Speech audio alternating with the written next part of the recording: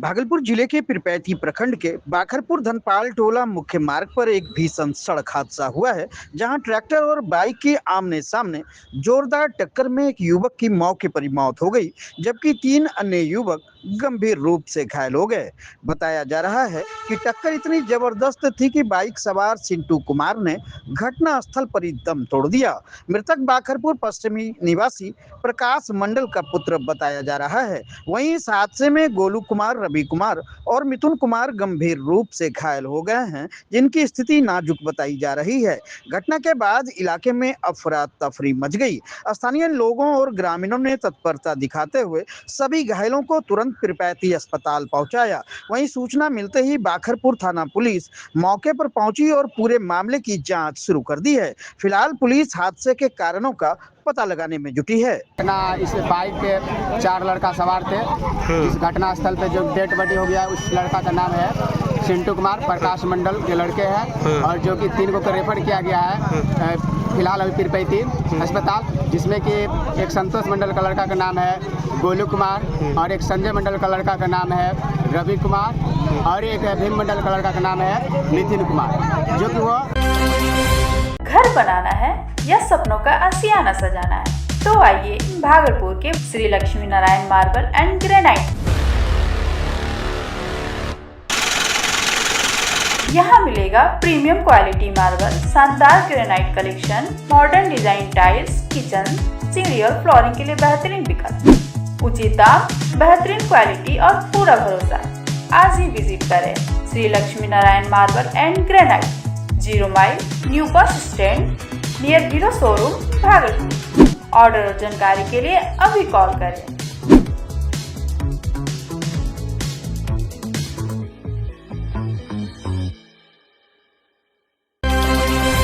भागलपुर जिलाधिकारी डॉक्टर नवल किशोर चौधरी ने साफ तौर पर कहा है कि जिले में एलपीजी गैस की कोई कमी नहीं है और लोगों को घबराने की बिल्कुल जरूरत नहीं है। समीक्षा भवन में आयोजित प्रेस कॉन्फ्रेंस के दौरान डीएम ने बताया कि जिला प्रशासन सभी गैस एजेंसियों की लगातार निगरानी कर रहा है और उनके स्टॉक की रोजाना जांच की जा रही है, ताकि उपभोक्ताओं को किसी भी तरह की परेशानी का सामना न करना पड़े। उन्होंने लोगों से अपील की है कि गैस ऑनलाइन बुकिंग करें और अनावश्यक रूप से गैस गोदाम या दुकान पर भीड़ न लगाए। प्रशासन यह सुनिश्चित कर रहा है कि बुकिंग के 3 दिनों के भीतर ही सिलेंडर की डिलीवरी हो जाए। डीएम ने यह भी स्पष्ट किया कि लोग घबराकर गैस का अतिरिक्त स्टॉक जमा न करें, क्योंकि जिले में एलपीजी की आपूर्ति पूरी तरह सामान्य है। गैस से जुड़ी किसी भी समस्या के लिए जिला प्रशासन ने 24 घंटे चालू रहने वाला कंट्रोल रूम भी स्थापित किया है, जहां उपभोक्ता अपनी शिकायत दर्ज करा सकते हैं। इसी बीच जिलाधिकारी और वरीय पुलिस अधीक्षक ने तिलका मांझी चौक स्थित गैस गोदाम का निरीक्षण भी किया, जहां स्टॉक और सप्लाई की स्थिति का जायजा लिया गया। कि अभी वर्तमान में जो गैस की किल्लत की खबरें कई समाचार पत्रों के माध्यम से, कई आप सोशल प्लेटफॉर्म्स के माध्यम से मिल रही है, आपको अवगत कराना चाह रहे हैं कि प्रत्येक दिन हमारे गैस के सर्विस की डिलीवरी की क्षमता हमारे पास करीब 9,000 के आसपास थी, उसको बढ़ा करके हमने 15,000 किया है, और पूरे जिले में लगभग 50,000 का हमारे पास डिमांड है, और यदि हम 15,000 की गति से करते हैं तो अधिकतम 3 दिन में हम सारे लोगों का डिमांड पूरा कर देंगे। दूसरी बात कि जो ग्रामीण वितरक है, ग्रामीण वितरक जो गैस हमारे डिस्ट्रीब्यूटर्स है, उनसे भी मैंने अनुरोध किया है, और आपके माध्यम से मैं आम जनों से अनुरोध कर रहा हूँ भागलपुर में कि वो नंबर अपना ऑनलाइन लगा दें। गैस की दुकान पे जाके खड़ा रहने की जरूरत नहीं है। क्यों? जैसे उनका नंबर लग जाएगा, मैं उसको मॉनिटर कर रहा हूँ। जिला स्तर पे हमारा कंट्रोल रूम गठित हम लोगों ने किया है, कंट्रोल रूम को फंक्शनल कर रहे हैं, कमेटी गठित किया है हमने, सभी बीडीओ, सीओ, एमओ, एसएचओ सबको निर्देशित किया है, एसडीओ, एसडीपीओ को, एसपी साहब भी के पास भी कॉल है और एसपी साहब भी लगातार नजर रखे हैं, केवार्टी भी हमने गठित किया है। तो जैसे ऑनलाइन वो फोन करके नंबर लगाएंगे तो हमारे डेटाबेस में आ जाएगा, हम उन्हें गैस डिलीवरी कराएंगे। भागलपुर में उच्च न्यायालय की बेंच की मांग एक बार फिर तेज होती नजर आ रही है। अधिवक्ताओं के धरना प्रदर्शन के आज 100 दिन पूरे हो चुके हैं।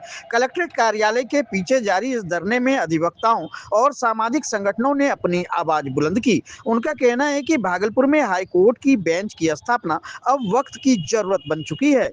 वरीय अधिवक्ता ओम प्रकाश तिवारी ने बताया कि भागलपुर पूर्वी बिहार का एक महत्वपूर्ण केंद्र है और यहाँ बेंच की स्थापना होने से करीब 15 जिलों के लोगों को सीधा लाभ मिलेगा। उन्होंने यह भी कहा कि अभी लोगों को न्याय के लिए पटना जाना पड़ता है, जिससे समय और पैसे दोनों की भारी हानि होती है।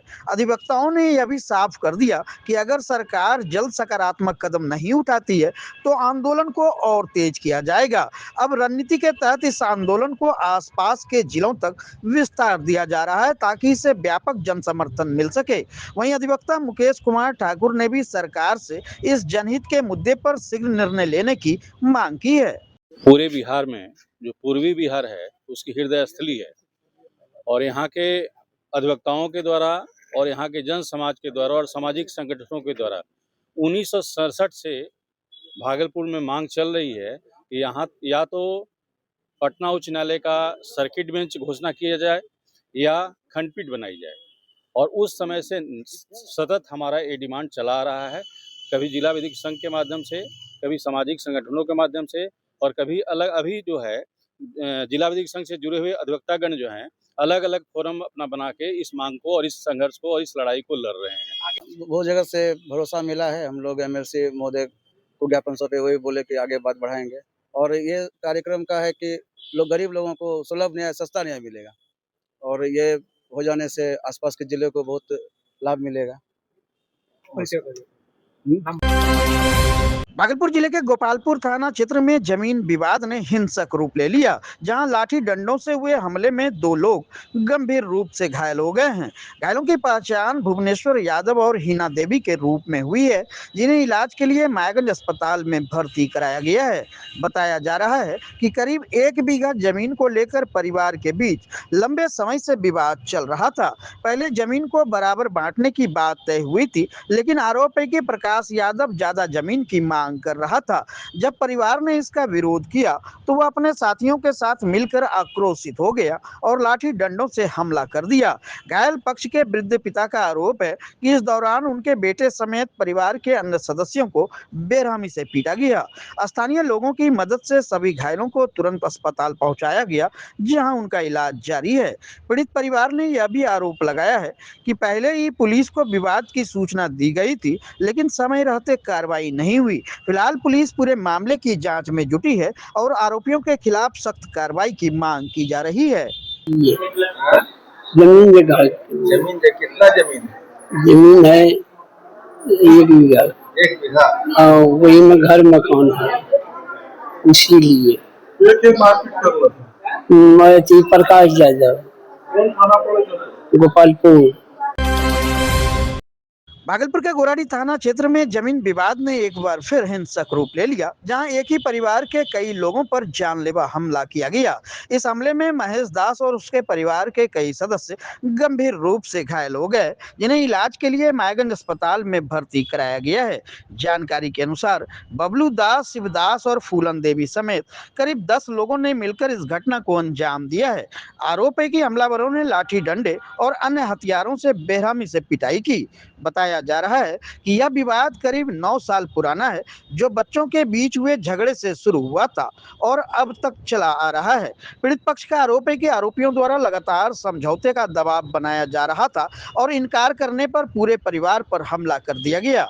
इतना ही नहीं, मारपीट के दौरान बेटी के साथ बदसलूकी का भी आरोप लगाया गया है। वहीं घटना के बाद पूरे इलाके में हड़कंप मच गया और सभी घायलों को तुरंत अस्पताल पहुंचाया गया। वहीं सूचना मिलते ही पुलिस मौके पर पहुंची और मामले की जांच शुरू कर दी है। जो है बबलू दास का जो किरण देवी और उसका फूलन देवी दोनों मिल करके जो है बच्चा को मारने लगे, झगड़ा पड़ के फेंक दिया उधर।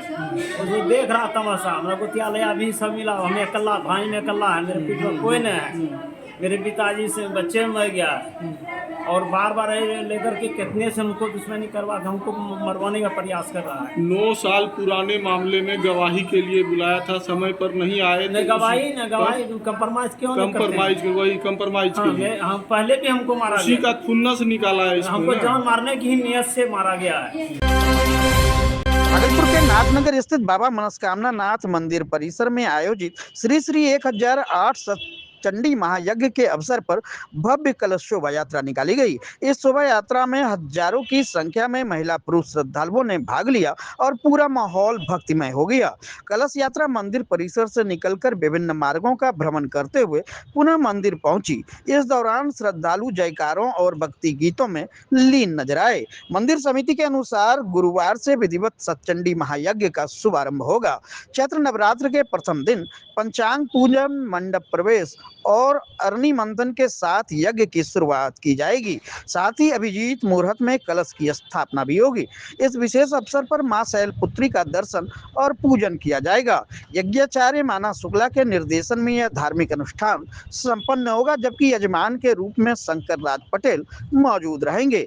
आयोजन समिति ने जानकारी दी कि प्रतिदिन सुबह 8 बजे से 12 बजे तक और दोपहर 3 बजे से शाम 6 बजे तक यज्ञ होगा। इसके बाद 6:30 बजे मां भगवती की आरती और प्रसाद वितरण किया जाएगा। इस आयोजन में मंदिर समिति और शांति समिति के कई सदस्य सक्रिय रूप से सहयोग कर रहे हैं। श्री श्री 1008 सतचंडी महायज्ञ का आयोजन प्रत्येक वर्ष बाबा मनस्कामना नाथ मंदिर के प्रांगण में किया जाता है। इस वर्ष भी धूमधाम से किया जा रहा है। आज सतचंडी महायज्ञ वसंती नवरात्र पूजन को लेकर बाबा मनस्कामना नाथ मंदिर से भव्य कलश शोभा यात्रा निकाली गई।